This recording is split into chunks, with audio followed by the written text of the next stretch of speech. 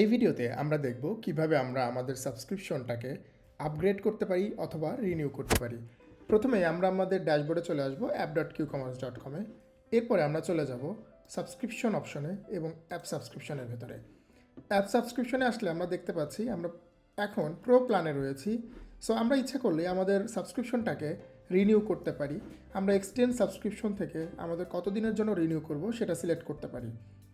1 month, 3 month, 6 month অথবা 1 ইয়ার, 2 ইয়ার, 3 ইয়ার select করলে আপনি কিন্তু রিনিউ করে ফেলতে পারবেন আপনার কারেন্ট সাবস্ক্রিপশনটা। আমি যদি 1 ইয়ার সিলেক্ট করে যদি পে বিল দেই, তাহলে কিন্তু আমি গেটওয়ে সিলেক্ট করে যদি পেমেন্ট করি তাহলে কিন্তু আমার সাবস্ক্রিপশনটি রিনিউ হয়ে যাবে।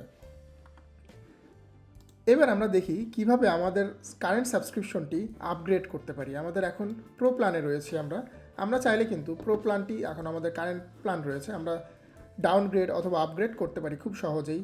যদি আমরা এখানে ডাউনগ্রেডে ক্লিক করি, আমরা পেমেন্ট যদি করে দেই তাহলে কিন্তু এটা ডাউনগ্রেড হয়ে যাবে। অথবা আমরা যদি চাই কাস্টম প্ল্যানে চলে যাব, তাহলে এখান থেকে আমরা যদি কাস্টম প্ল্যান দিয়ে আপগ্রেড প্ল্যানে ক্লিক করি তাহলেও কিন্তু আমরা আপগ্রেড করে ফেলতে পারবো। এভাবেই খুব সহজেই আপনি আপনার সাবস্ক্রিপশন ম্যানেজ করতে পারবেন। ধন্যবাদ।